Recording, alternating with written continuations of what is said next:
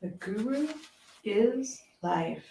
Good Monday morning. It's raining here. In fact, we've got chunky rain coming down this morning. The snow and the ice, it's kind of crazy. We thought we were heading into an early spring, and here we are, late February, and we're heading right back into a bit of winter time. But, it is still winter. Welcome to Real Estate Daily with your guru. I've got an exciting topic this morning going on.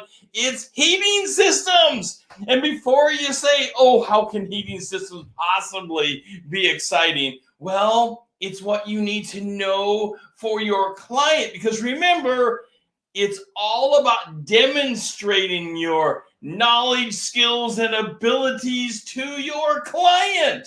Because we need to be attached to our client. We need to understand the motives of our client, the intent of our client, what our client wants to do, what they want to buy, how they want to buy it, what makes sense to them, what makes sense for their family. All of that applies. And let me tell you, heating systems will be core, and it'll come up in a bunch of ways. For example, heating systems will come up when they say, well, how much will the power cost me at this house? Well, heating system is a big driver of the power system of what they're going to have to afford to live in the home. Welcome to Real Estate Daily, by the way. Let's have a sip of coffee this morning. I hope you're having a great Monday morning. Pardon me while I sip the coffee this morning. Okay. Types of heating systems. There's lots of types out there. I want to make it clear going into this. I am not a heating system professional. You are unlikely to be a heating system professional. You are an agent, a broker, someone selling real estate. But we have to have general knowledge, and then we have to be able to advise our client where to get the next set of knowledge. We want to be the source of the source. We want to help our client acquire exactly their dream home that they want, and being able to do that is incredible, powerful for the future to get referrals back to you. Take a moment, by the way, this morning, hit that like button. I love it when you hit the like button. It just kind of makes me smile. It makes my day. Hit the like button, make a comment. I would love to hear from you. Your stories about heating systems, what you have found out to be true about heating systems, the stumbling blocks of heating systems, and what are the best heating systems for your area? Because they change and they differ, and there's a lot of things to know about heating systems. Then jump over to YouTube.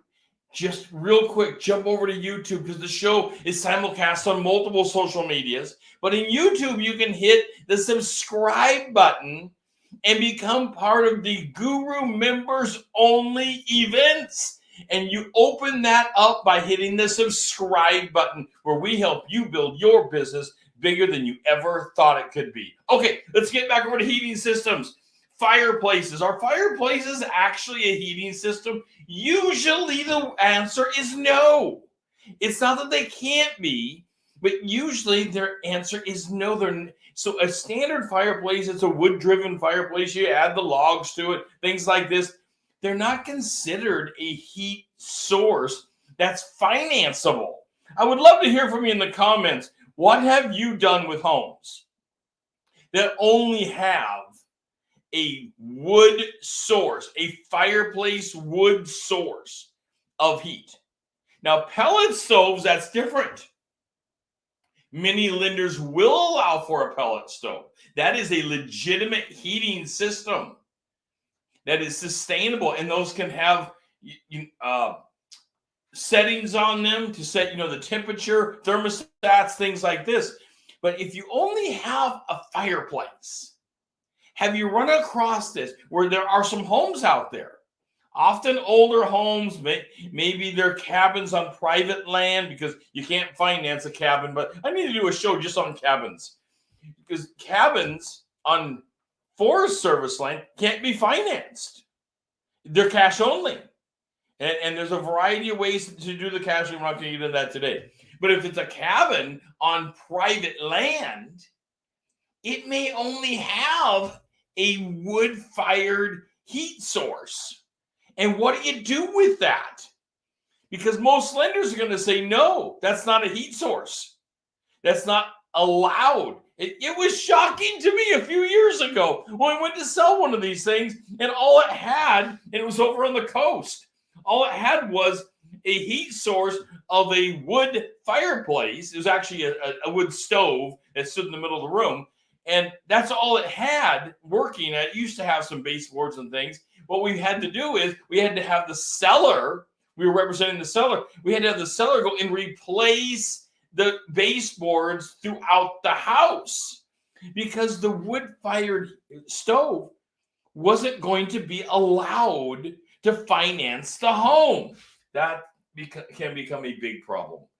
A bigger problem than what maybe you've even thought of before. Okay, so we have fireplaces. We have pellet stoves. Pellet stoves can be highly efficient. Love the heat that comes out of them. And they're just so beautiful to watch through the glass, things like this. So what about heat pumps? Well, heat pumps can be really a valuable thing for both heat and cool. By the way, while we're on this topic, while you have to have a heat source, you don't have to have a cooling source. Cooling sources are not considered, a financeable stoppage to buying a home. You have to have a heat source to keep us warm. That's the concern, is keeping us warm. And now, I'll tell you, when I'm in some areas, I'm down in Flagstaff, Arizona, or Phoenix, Arizona, or some of the other really hot places, my concern is getting cooled off. I don't know about you, but certainly when I'm in those areas, I am concerned, can your guru actually get cool? But the rule is that they have to have a heat source. Pardon me while I sip the coffee this morning. I hope you're having a great cup of coffee. So, are heat pumps a heat source? And the answer is yes. There's a lot of homes that all they have are heat pumps. I have a heat pump in my home. And talk about efficient. If you don't get outside the bandwidth of what they can work really, really, really well at, the heat source from a heat pump can be really efficient and save a lot of money. I mean, they can save, because it doesn't kick in the secondary burners, whether the secondary burner is a gas burner or an electric backup burner. It doesn't matter if they can run just off of getting the heat from the outside and doing that heat exchange piece. Wow, talk about amazing. All right, what about furnaces? Now, a lot of homes have duct furnaces, but furnaces come in all kinds.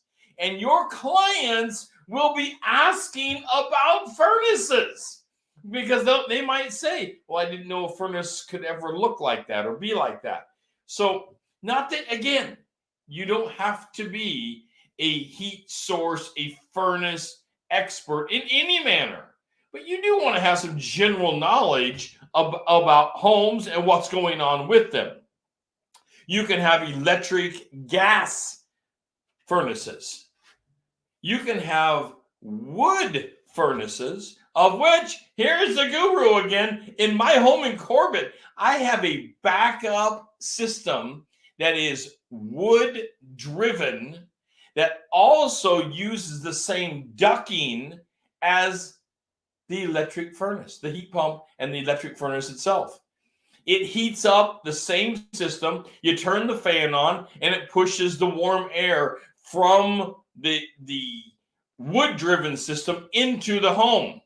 And we're not the only one with that system. They can be very, very efficient. And talk about great for a power outage. You still have heat in your home. And that is wonderful.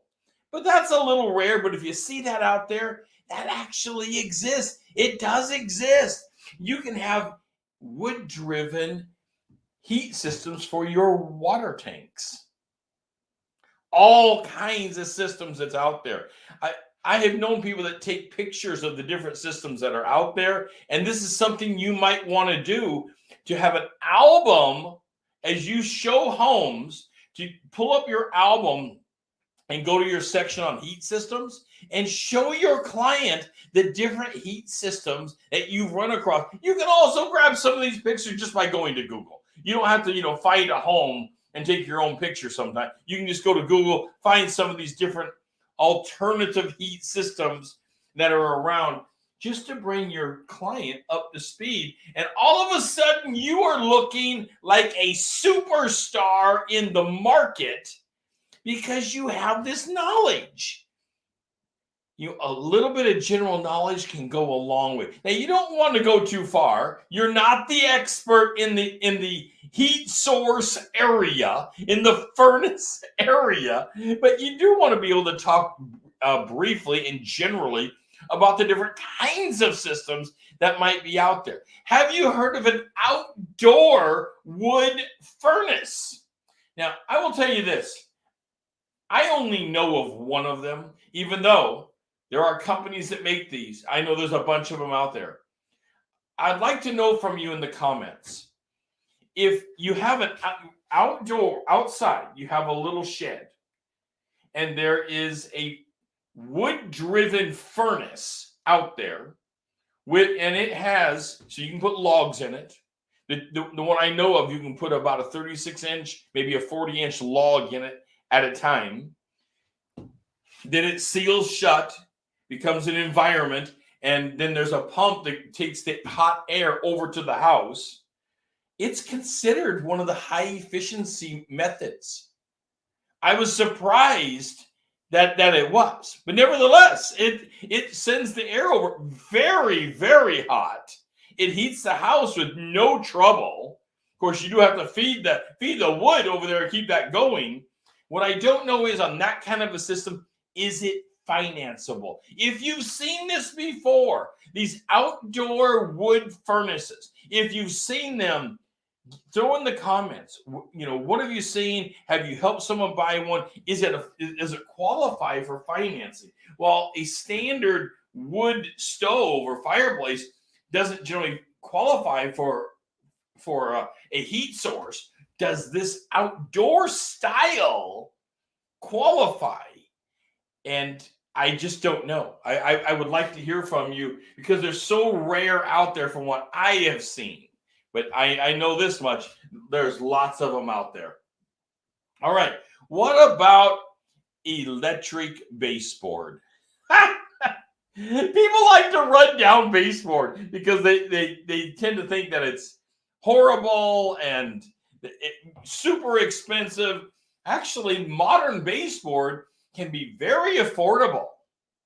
The problem I think that people have with baseboard is they can't stand over it and have the heat blow directly on them and get warmed up in the morning, or come in from the cold and get warmed up. But baseboard can be an efficient style of heat, and it can be efficient to the dollars, and it can be a very warm, even heat. Pardon me while I sip a little more coffee this morning, getting going on a Monday morning. All right, so baseboards. There's all kinds of baseboards. In my office I own in Troutdale, Oregon, we put in new baseboards throughout. We used to have a furnace. The furnace went out. We took a look at different heat sources to put in, and we put in hydronic. I believe it's hydronic. Maybe saying it wrong. It's where it has a tube of liquid inside of it. The baseboard heats up that tube, and it evens out the temperature swings that an electric baseboard would typically cause. Because they come on, they heat up, and they go on and off. But you get this other type with the fluid inside, causes a very even heating, because the fluid remains hot as it heats up and down and keeps your room very even in temperature. Yet another style of heating. Even within baseboard, another style of heating. So, what about electric in the wall fan driven? These are often called Cadet Heaters, but that is a name brand. Cadet is a name brand. So there's lots of them out there, by the way. Cadet just happens to be a popular name brand. That's where you go to the wall. The electricians cut a hole in the wall, and they put this metal box in. It's a heater and has a fan. You often see these in bathrooms. However, there are homes that have one in every room, and it is their main heat source. And while a lot of these little systems will have a knob on them, so you can do the thermostat right directly on them, you can slave these systems to a main house thermostat so that they all come and go with the thermostat, so you have even heating. It is considered, yet again, another high efficiency method of heating. Now, it's not my favorite one, but certainly it is one that's out there. What about radiator heat? Radiator heat, you don't see this very often anymore. I would like to hear from some of you. Have you sold a house that has radiator heat? We would see that, when some of my schools I went to when I was a child, 3rd grade, 4th grade, 5th grade, they had a radiator that heated the room. And my desk, at least in one of the grades, was over near the radiator. And those things would get hot. I think the problem is once they got hot, how would you ever control it? But we also had homes that had radiator heat. Have you sold a home recently with radiator heat? This is a steam-driven heat, usually requires a boiler separate somewhere that's rotating the water through the system, and then the radiator heat, of course, heats the room. I don't know how efficient they are. Maybe they're extraordinarily, I don't know. I'd like to hear from you on this. But the radiator heat, boy, can they get hot. They can really, really get hot. Controlling it, at least in the school systems, was always the problem. Because once you got them hot, we would be opening the windows and it would be too hot in the room and controlling that sheet. And the teacher would be calling down saying, can you turn the boiler down? Or reroute it or whatever they had to do. So also, what about radiant floor heat?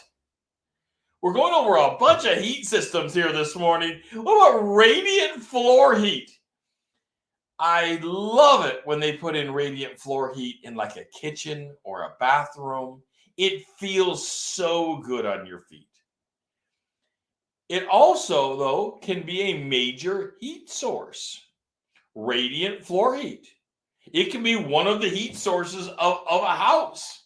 You don't see it too often, at least in the Northwest. But radiant floor heat, yet another one.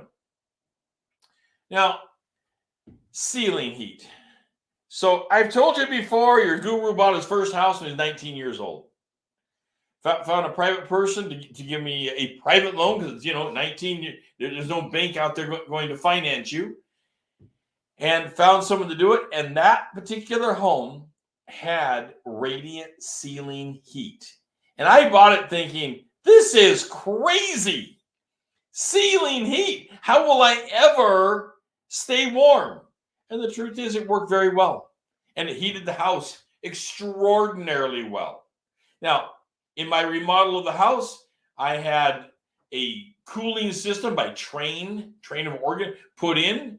And in that cooling system, of course, I had heat system put in, so I didn't need the ceiling heat anymore. But I lived there for over a year and a half before having that system put in. And the radiant ceiling heat worked really well. Now, your feet can be a little cold until it warms the whole room up. But up here, you can feel the heat coming down. I would like to hear from you. Have you sold a home recently with ceiling heat? Probably in the 80s, 70s and 80s. ceiling heat was somewhat popular. We've gotten away from it. So I don't know if there's new homes putting in ceiling heat or not. So ceiling heat, though, something that you need to think about and be aware of for your client, because you very well may be running across some ceiling heat. So there are so many heat sources. We could probably go on for a couple hours on just all the heat sources that are out there. Note, we don't have to be the expert of any of them. In fact, we're not going to be the expert of them. We're not the electrician. We're not the heat source expert. But we need to know something about them. Is this a one and only? Is it a crazy system? Does it work? Will it keep me warm? What is going on with the system? You should be somewhat knowledgeable about the systems that are out there. Okay, by the way, take a minute. Hit that like button. I love it when you hit the like button. Follow us on social media. We're all over social media. Take a minute, follow us on social media, and hit the like button and make a comment about the heat systems. Also, make a comment about what kind of shows would you like to see in the future. I love it when people make show suggestions of what kind of knowledge to help us build your business. What kind of knowledge are you looking for? What kind of topics are you looking for in the future? I take them very seriously. The topics that have been suggested have been wonderful. Okay, mini splits.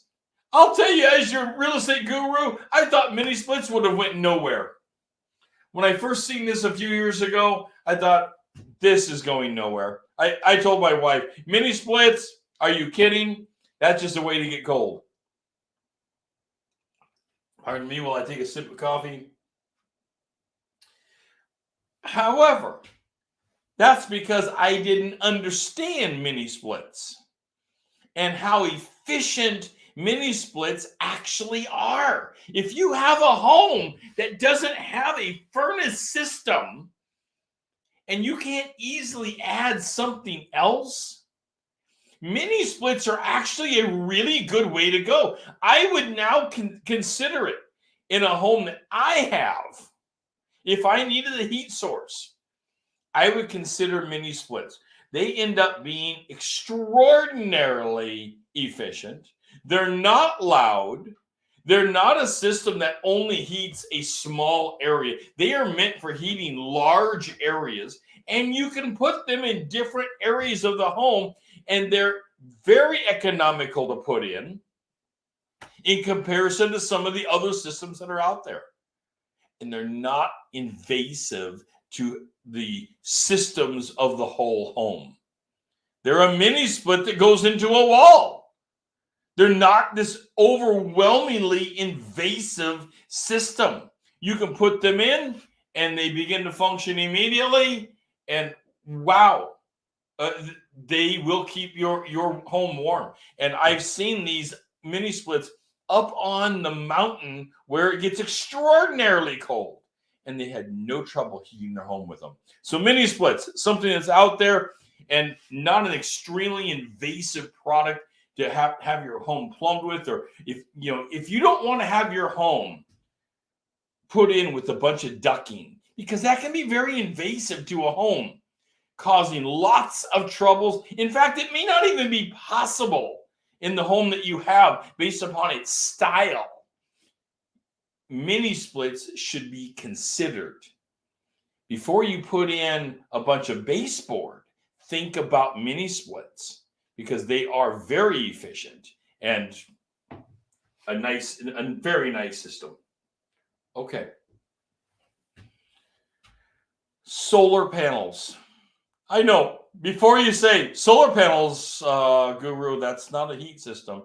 I know, but I wanted to include it here because it is a power system, and it can lend over to that same question that starts this whole conversation with your client. And the conversation starter is, how much is this going to cost me? Well, now solar systems are becoming extremely popular. and there's lots of tax advantages. You can sell your extra power if it's set up that way back to the system. Solar panel systems, very popular, and can help answer that question about how much is this going to cost me. Now, here's where you're going to need to go and get some data from the homeowner. You need to request from the agent some data from the homeowner if they have a solar panel system built in, particularly one that sells the extra power back. You need to know for your client, what is the data? What is that actually looking like? Because these systems are getting extremely popular and extremely efficient. The efficiency can drive down the cost of what may have been an inefficient furnace, an inefficient heating system being backed up by an efficient solar panel system can change the cost of living in the home so substantially that all of a sudden it makes sense to buy the home based upon that. Pay close attention to solar panel systems. Also this is not a show about solar panels, but pay close attention if it has a battery backup system that the solar panel system is. I know somebody putting one in up in the Hood River area. They're going to have enough battery backup to run their home when the whole power area goes out. I told them, I said, listen, you're going to have all the neighbors coming over because your house is going to be full of lights. You will be the party house. And it's all based upon a solar panel system backed up with battery. Absolutely amazing. In fact, shockingly amazing how well they are doing. They struggled along for years, and now we are in the age of solar panel. Also, there are turbine wind-driven systems.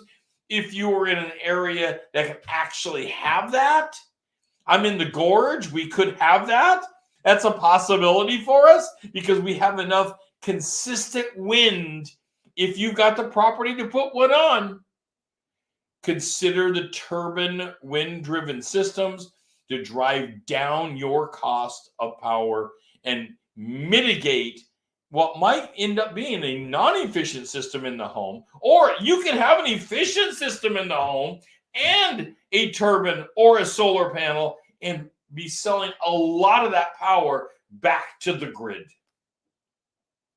Definitely things that you are going to want to be able to advise your clients about. All right, I'd love to hear from you about other systems. What works better? Which one is the best system? Well, that depends. That depends on a lot of factors. We start off with what's the best system, best heating source system for your home. I went through a bunch of them. Well, age of home has to be considered. What makes sense for that home? Was the home built with a particular style in it that would be disruptive to change the style to something else? So style of home, a big deal. Location of home. My brother lives in the Minneapolis area. It's been 20 below zero up there lately. You've got to consider, if you're in an area like that, that the heating source you put in has to be able to take a 20 below beating. In the Columbia River Gorge, Northwest area, we don't get anything like that. Cold for us, we'll have a few days a year that might get down to 15 degrees and it snaps right back. Most of our temperatures, cold is 30 or 40 degrees, not 20 below. So location, you have to consider location when you're considering a heat source. What makes sense for it? Well, access to a variety of types of fuels. Maybe you're going to put in propane. Maybe natural gas isn't available to you. Maybe you don't have a southern exposure enough to put in the solar panels. Maybe you don't have wind for a turbine. There are a variety of types of fuels to drive the heating systems. And the heating systems require different amperages. All of that's going to have to be considered. You're going to have to get a specialist in to talk about this. Today, we've been talking about, and we can keep going on. Today, we've been talking a lot about the different heating sources and different heating systems for styles of homes, types of homes that you're in. And you need to know about these so you can advise your client the best. And you will have the knowledge, the skills, the abilities to make the relationship, understand the motives of your client, and win that deal. This is Real Estate Daily. I am your guru, and I am here to help you build your business bigger than you ever felt it could have been in the year 22, which is right now. Talk to you tomorrow.